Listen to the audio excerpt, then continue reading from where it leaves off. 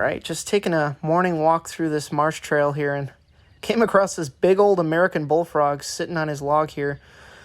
This is the largest frog species native to the United States. These guys are carnivores and will eat anything and everything that crosses their path. They're extremely aggressive frogs. They eat mice, fish, other frogs. They'll even eat snakes.